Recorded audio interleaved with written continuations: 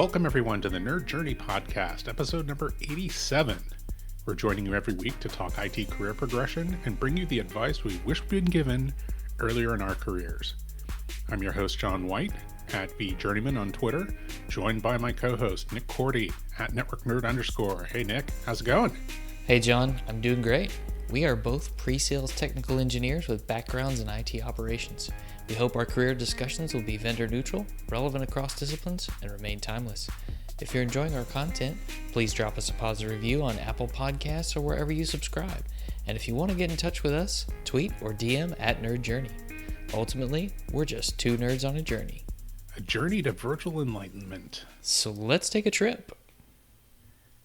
Awesome, Nick. Hey, this week we're doing a little variation. We haven't really done anything like this before, but we wanted to kind of do a deep dive, or maybe even a shallow dive, on a book that we both read. And that book is 5 Dysfunctions of a Team by Patrick Lencioni. So this is, we're trying something new, maybe a book report, we'll call it, a book discussion. If you have read the book, we'd be interested in hearing your feedback on it. And if you hadn't, I think maybe we'll go through it and then talk about whether we recommend reading it or not at the end. So just a quick summary of what the book is like. The format is a business fable. So that is, if you've never encountered a book like this or don't know what that means, it's a book that has a lesson, has some ideas that it's trying to impart to the reader, but rather than just kind of listing them out blandly and talking about them, it presents the ideas in the form of a story. So, characters, a plot, conflict, resolution, and along the way, the characters learn about the lessons that the author's trying to teach. So the plot for this book is that a new CEO takes over a highly touted but troubled startup. She's an expert in building top performing executive teams, and she observes the executive team for a couple weeks and realizes that the main problem with the organization is that the top executive team is not actually operating as a team. So we experience her team, that those top level VPs, learning the lessons that she has to teach about operating as an effective team through us, the audience or readers, sitting in on a series of offsite meetings, regular staff meetings, and one-on-ones like in the hallways and kind of sitting down in restaurants. So, as that happens, there's people come and go, and miraculously the business does well. So, and during that, again, the 5 dysfunctions of a team, the one in the title, are revealed by the CEO to that top executive team. So Nick, maybe you can talk about what those 5 dysfunctions are. Sure. Real quick, I'll also say that this is available on Audible. That's how John and I consumed it in this case. And if you want a free copy and are not an Audible subscriber, feel free to DM us. Be happy to share that with you. By the way, the voice of the British executive is actually played by John White. Keep that in mind. I bet you didn't know that. My sister actually does a really good received pronunciation, British accent. Nice. So back to the 5 dysfunctions. What exactly are they? Well, the first one is absence of trust. You can't be open with your teammates because you don't trust one another. Fear of conflict. You are afraid that there's going to be some kind of massive disagreement because of something you say. So you avoid conflict in your team meetings and with each other, right? Right, and nothing gets accomplished. A lack of commitment. Now, this is really more of a lack of commitment to the goals of the team. Mm-hmm. And then avoidance of accountability. So people are not holding other people accountable for what they should be doing as a member of the team. And then inattention to results. So again, the results to be achieved by the team and maybe not putting them as high of a priority as you should. The team results over your personal results. Correct. Right. Okay. Very cool. Yeah. So, I spoiler alert, I like the book. But I have to say, like, maybe the first thing I want to talk about is that I'm always suspicious of management fables. And I'll state that like right up front, right? The author has control over the plot. So the lessons that are trying to be taught are going to fit the situation exactly.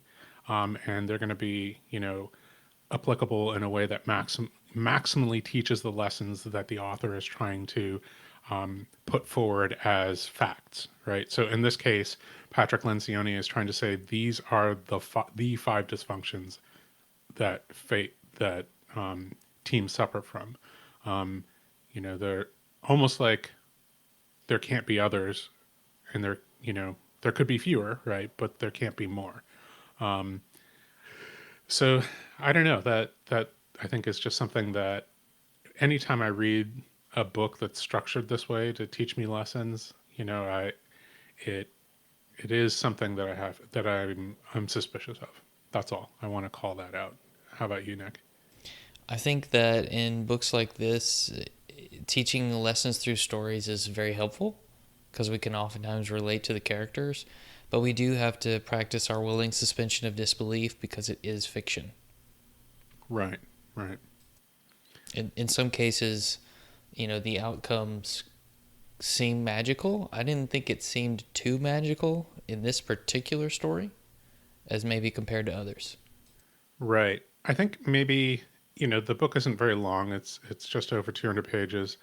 There's not really enough time in the book, or the book isn't long enough to kind of get into the details of solving the problems, of really digging into the conflicts, really getting deep background on the different characters and understanding how, the revelations of these dysfunctions affected them and how conflicts were worked out among the team. There's some of that, but it doesn't go it's very shallow, right? It's third person, omniscient, a little bit omniscient, not super omniscient. And most of the omniscience is from the point of view of the CEO, right? Like you get into her head a little bit, but not. I don't really remember any of the other characters' feelings and emotions being revealed by the narrator. You get a little bit here and there, but not near as much as the CEO, like you said. Yeah. Actually, now that I think about it, I realize like I think a lot of the reason why I don't like this style of book, or that I'm suspicious of this style of storytelling is based on other books that I've read. Like I don't know if you had to go through this, but like in the late '90s, there's this book called "Who Moved My Cheese," and it was this like business fable about like change, basically. Like if you depend on if you're a mouse or a tiny little person who eats cheese, then you depend on cheese being there. And if you run out of cheese and you're not ready for change, then you'll perish. Something like that. Like it was just this like really frustrating book to read. It seemed like really profound if you'd just never encountered like a simile or a metaphor before. And also, I didn't like Lord of the Flies. I thought that was, that's the earliest example I can think of an author going, you know what, I'm going to write a story that English students will have to learn the concept of a metaphor from, or symbolism. The And end. if you're out there and you did move John's cheese, please tweet or DM at Nerd Journey so we can figure that out. Right. Also, I know we've talked about this before. We've talked about uh, the goal and the Phoenix Project, and those are both business fable books, right? And I was trying to think about why I didn't react as negatively as I did.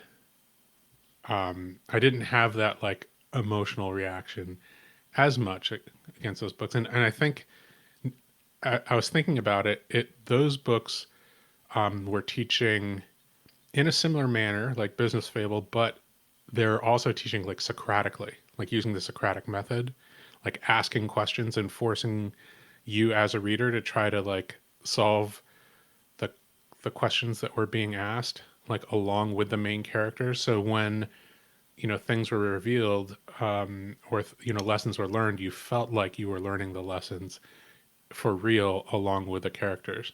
Like, and this book was told from the point of view of the person who knew all the answers and was revealing them to a team that needed to learn them, right? So Yeah, it that's a was great point. yeah.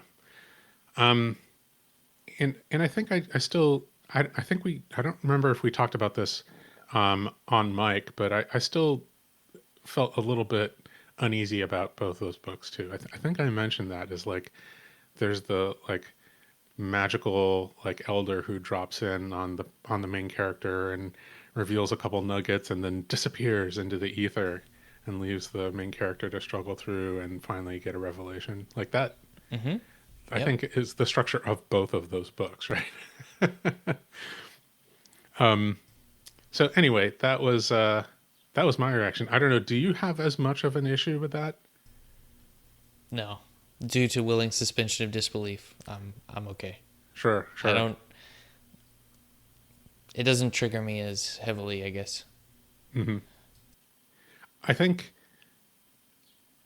now that I'm thinking about it out loud here, while we're recording, maybe it's also just because I'm.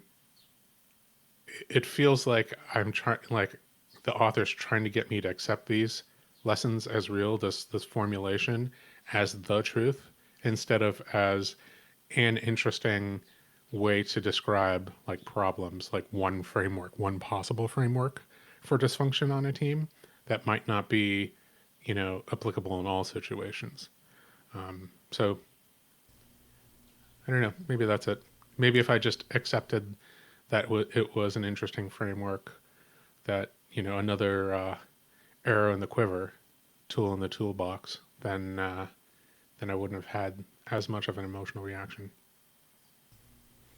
I just approach it as, I'm going to listen to this and what can I take from it that might help me do something better than I'm doing it now. Sure. Yeah. Cool. All right. So let's move on. How applicable are the lessons that the author is trying to teach to you? How applicable were these lessons? If you say you're trying to become a frontline manager and you were reading books about management, like, do you think, Nick, like this was a useful book in that context to read? To some extent, yes, but not entirely. So it's not apples to apples. We're looking at an executive leadership team managed by the CEO, and they're all working toward results of the company. Mm-hmm. They each have different projects, each taking on a different part. But if I'm a frontline manager, yes, I'm responsible for a certain team of people, Mm-hmm. however small. I wouldn't say that in all cases that I'm going to be working in a necessary harmony with all my peers, to where we're going to have to hold each other accountable for the results that the team is driving forward. Think of a frontline manager at a shop that has a decent sized IT organization. Mm-hmm. So the help desk manager. Yes, everybody wants to close tickets as soon as possible and provide great customer service, but does the tier 1 support person hold the tier 2 support person accountable and vice versa? Maybe, maybe Mm-hmm. not. Do we have meetings where we talk about, is everybody on the team, even though you're doing something slightly different, on the same page? Do you understand what everyone else does? I feel like maybe that's good, but that it doesn't always happen. I guess not on every team is everybody working on like what you could regard as a single project, right? Where everybody's working on different aspects of that project. Like in this case, the executive team's project is the success of the company. Like that's the project that they're trying to work on. So obviously they have their individual areas of expertise. Sales or customer success or research and development or marketing. But they're all like that aspect of the project. In your help desk example, like if you have a team of people answering the phones for the help desk, there's not really a single like project that you can maybe point to as the project that everybody's working on together, right? Maybe like high customer satisfaction with help desk, but Meeting is it? SLAs. Yeah, I don't know. Like maybe that's just maybe we're wrong, and somebody with help desk experience can tell us, oh no, this is the way that help desks ideally high performing help desks work, or customer success centers, or customer service centers. I'd be interested in hearing from a listener if you've ever been in that situation. Yeah. And did your manager do it the same way the CEO did this in the book? Yeah, right. Kind of make sure that everybody trusted each other and was able to be vulnerable and expose vulnerability, promote uh, creative conflict, like open, healthy debate, and then commit at the end in the direction that was chosen by the team or by the leadership, and then hold everybody accountable, like all the peers holding each other accountable, and pull in the same direction to achieve that singular metric of success. The other thing that popped into my mind, I mean, this isn't maybe maybe you and I work in very different situations than the rest of the world, but like I work, on a team that in general doesn't work on the same project. We do have some overlap. As customer engineers at Google, we tend to work on customer opportunities like one at a time. Sometimes we bring in one of our peers. That certainly does happen. I think that when I was at VMware, that happened less often. It was more likely that I, as a pre-sales technical person, was partnered with a salesperson, and if the specific opportunity had like a specialty product, then the specialty salesperson was there, and the specialty pre-sales technical resource was there. So that would be like maybe four different people, and each of those people had different managers, right? So it was like a much more of a collected team with like kind of a matrix relationship of where the reporting was, and everybody's manager holding the team accountable on that opportunity. Yeah. That feels atypical, right? Like not Mm-hmm. everybody works in a situation like that. Yeah, I would agree. It's a similar story Yeah. in VMware. Now I would say maybe in information technology you might be working on a project where you're working in like on a master project, like say implementing an ERP solution, and you have to work across team silos. Like there's a storage team with a storage manager, and a security team with a security manager, and a compute team with a compute manager, and maybe one or two people from each team are all on that same master project. So that might be a little bit more like our day to day. Yeah, I think So so. so maybe it's not as odd as I'm thinking. But I don't know. It'd be interesting to hear from other people, what their management situations and project situations are, if you know, they're with a singular manager and in a position to hold their peers accountable. I suppose, that that kind of leadership and isn't necessarily dependent on a single manager, right? It's still a team. Right. I think we're thinking of it as, the book defined team as these people that reported up to a single manager. Right. Maybe that's again a weakness that I'm identifying with the business fable, that it posits like a singular situation, so it's a little bit more difficult to generalize, you know, the lessons to a situation that is not the one that's presented in the book. Sure. I don't Now know. maybe if we look at some highlights from the book, that'll help. Yeah, let's talk about highlights. So, one of the things I thought was interesting, and this goes back to some of the things that Brad Pinkston shared with us about his change in management role. The new CEO came in and decided to take 4 weeks to just observe and understand what was going on at the company. Of course, in her role, she talked to people at different levels, but she didn't actually seek to change or really do anything until after she felt like she really understood what was happening. I've seen managers do this when they first start in different departments, and I think that's smart. Yeah, that makes a lot of sense to me as well. Not just go charging in and change a bunch of things without understanding how they work ahead of time. And if you remember Brad saying something to the extent of career conversations were really important to him, Mm-hmm. but he didn't feel like he could really have one of those with his reports until he got to know them better and understood who they were as a person. So he was delaying those for a while until he felt like he made it to that point. Right. Earn trust. Mm-hmm. Yeah. I thought it was interesting if you paid close attention to the way the CEO controlled her tone in some of these tense conversations.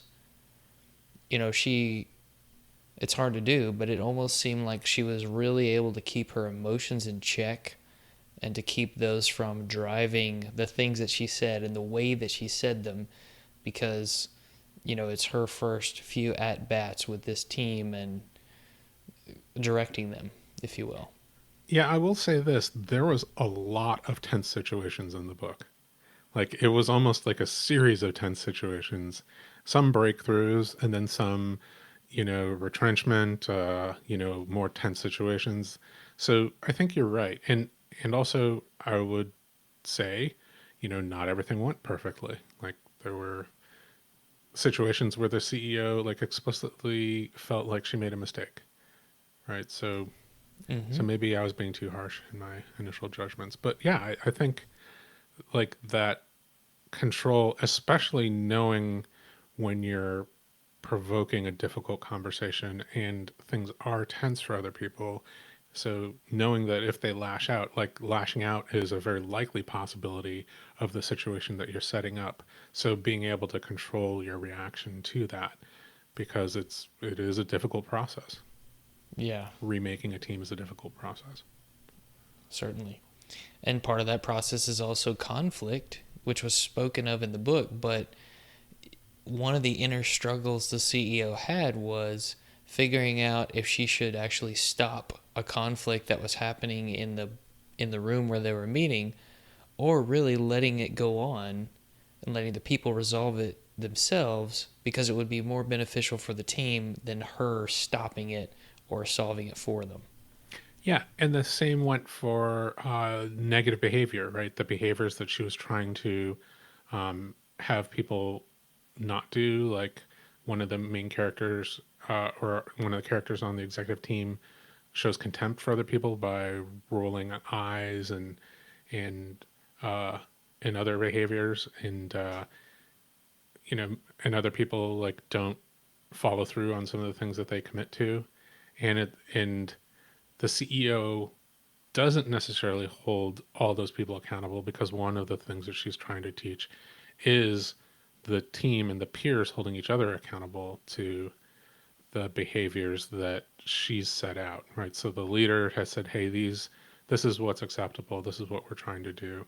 And then she's trying to see whether the peers, that peer-to-peer accountability will happen. Yeah.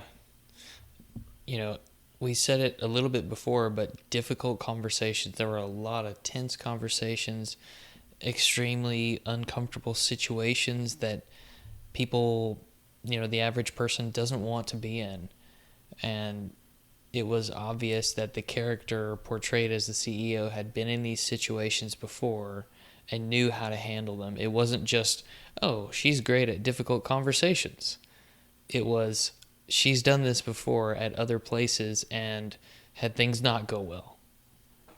Right. She had learned from maybe not doing it the right way in the past.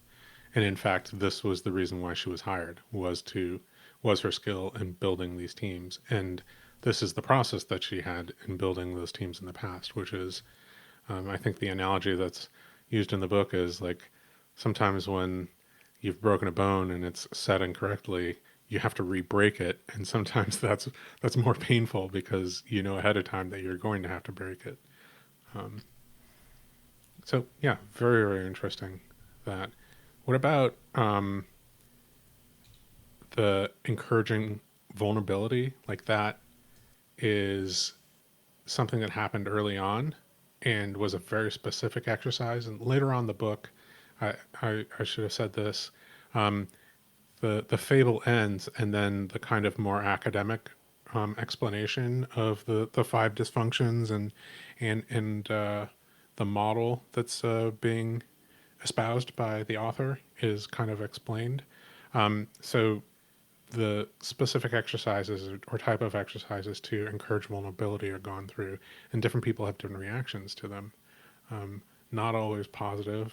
In general, it seemed to be like innocuous enough that it was a positive reaction. Like it wasn't, reveal a deep dark secret. That wasn't the exercise. It was like, tell us something that maybe other people don't know about you.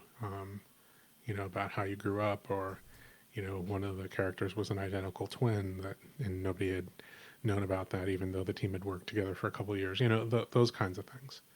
Yep, and this speaks to the importance of vulnerability. If you didn't listen to the episodes by Cody DeArkland, he's got to be smiling right now as we talk about this. So go and listen to those. You won't be disappointed. It just speaks to the idea that being vulnerable with other people is difficult, it's uncomfortable, but it actually builds rapport between you and them if you can be vulnerable with one another. Yeah, it promotes trust between teammates, right? If you can talk about things, times that you've made mistakes, or just own up to mistakes that you're making, like in the immediate past, things like that. So the plot point. Um, a lot of the hard conversations happen at offsite meetings for that executive team, and not all the reactions are positive, right? No, they're not. Some of the executive team didn't feel like they should have to go to an offsite. They didn't feel like they had the time, and they thought that other things were more important, and they had to be corrected. Yeah, it's very very interesting. Again, it was that CEO point of view, right? That she had identified the problem as being the executive team not operating as an effective team, and therefore nothing was more important than fixing that. So, if somebody says, "Oh, actually, I have like a really important sales call," like then yeah, the sales call might be important, but it's not more important than making sure the team is operating correctly. Yeah, difficult to hear, I'm sure, especially if you're the person who had the conflicting priority. Yeah, And speaking of the CEO knowing what the problem to be solved was, she restated that every time they met. Hey, we have the best executive talent out there, the best products, but yet we're behind our competitors. Why is that? yeah. Every offsite was opened with a restatement of the problem, and the further into the book they got, like that was the more and more people were buying into that process of restating it, right? One of the things that I thought was kind of a breakthrough was the one of her points was avoidance of accountability, not holding each other accountable, right? And one of her executives finally calls her out on saying, referring to the company as you. She kept on talking about you and the company, you and the company, And the executive said, it would really help me if you stopped saying you and you started saying we, because you're not a consultant here, you're the CEO. Did that Yeah. affect you as much as it affected me? The same. Yeah. Same. Just little words can demonstrate how much you care. Right. And we don't think about it enough. Mm-hmm. And that, I think that same, one of those same folks in the room said that didn't understand why consensus was considered bad if everyone on the team agreed on something. Oh yeah, that's right. Consensus bad. And that goes very much against what we're taught, right? In general, like you get everybody's agreement and buy into something, right? Isn't that the way to go to like get a team moving in the same direction? Mm-hmm. But the author felt like that was not the case, right? And I think, there he's talking specifically about difficult decisions and difficult situations, right? Yes.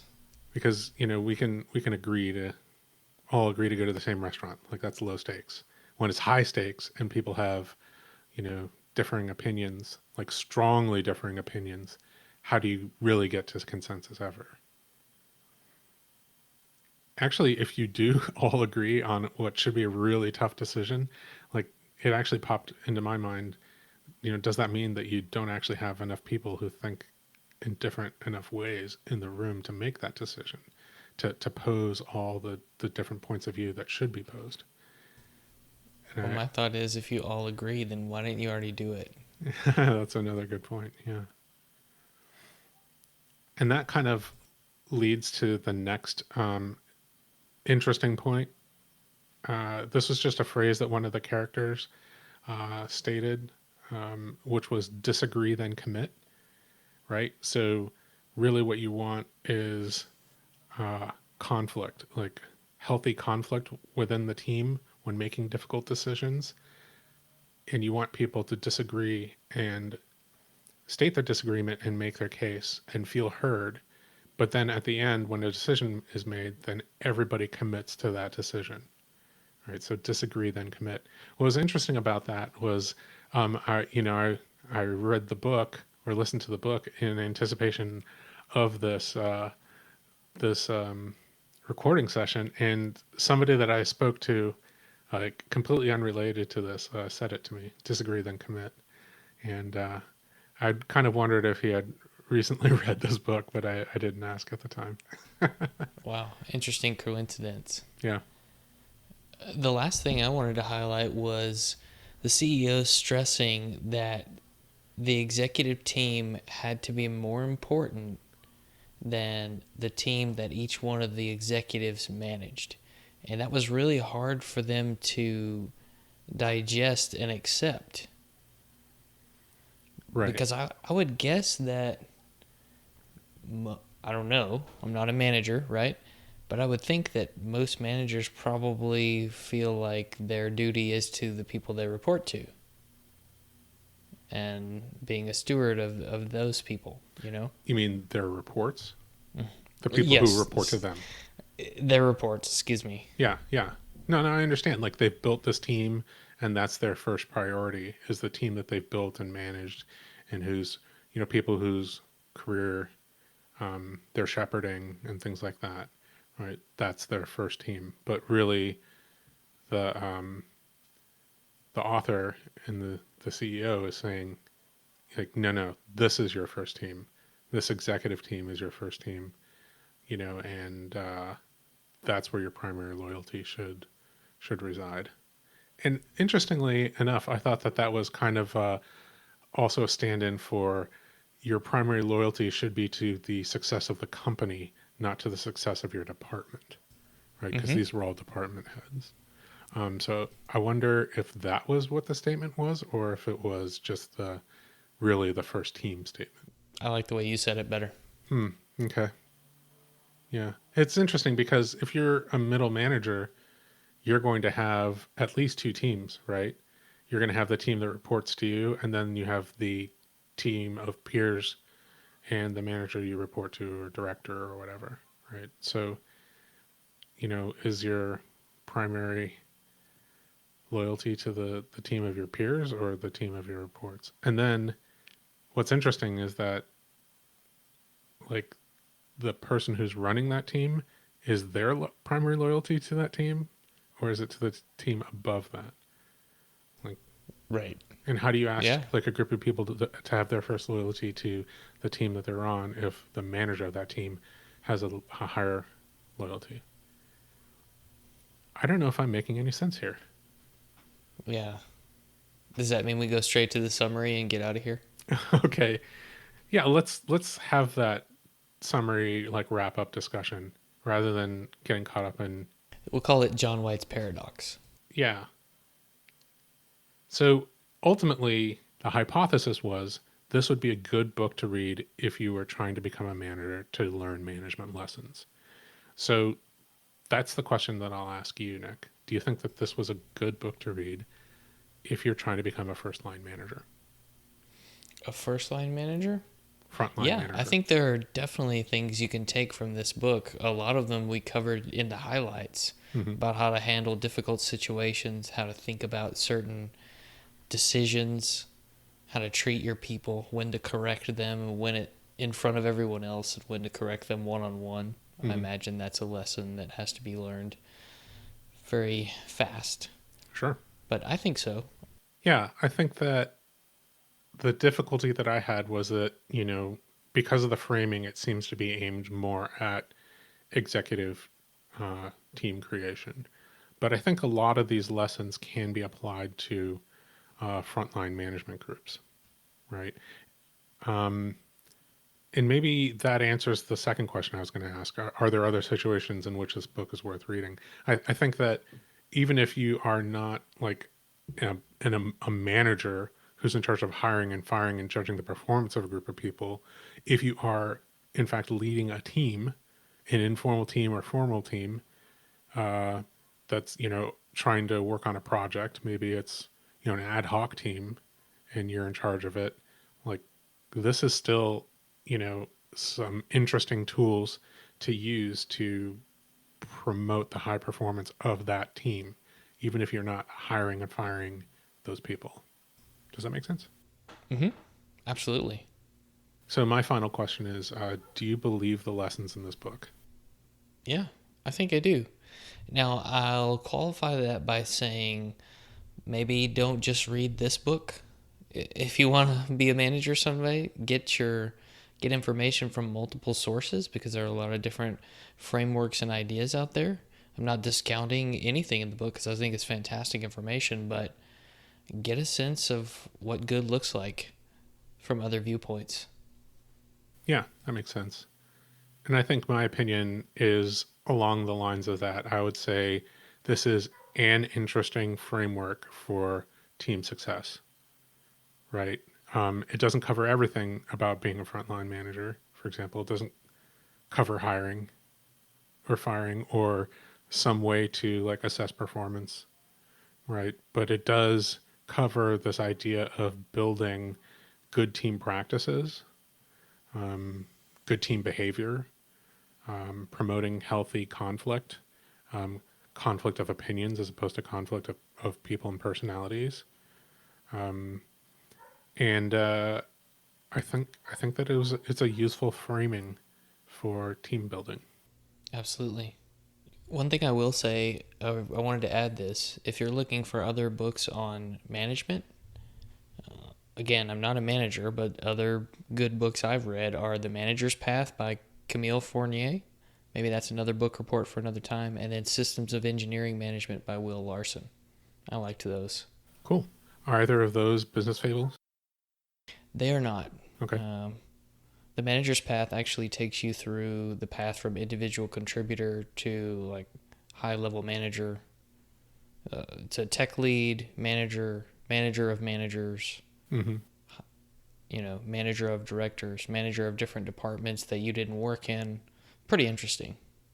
Yeah, that sounds like a valuable one to do a report on. Written by a lady who's in the software development world. Cool. So cool stuff, I thought. Awesome. Well, anything else before we get out of here? No, sir. Just a reminder, we want people to subscribe and give us a positive review on Apple Podcasts or wherever you're listening. We want to know if we're being helpful and are always looking for interesting questions to ponder. We're collectively on Twitter at Nerd Journey. All right, farewell listeners. Tune in next time as the journey continues. If you've read The 5 Dysfunctions of a Team, we'd really like to hear your feedback and your reactions to the book. Always interesting to get a discussion going. I'm John White at The Journeyman. For Nick Cordy at Network Nerd _ signing off. Adios.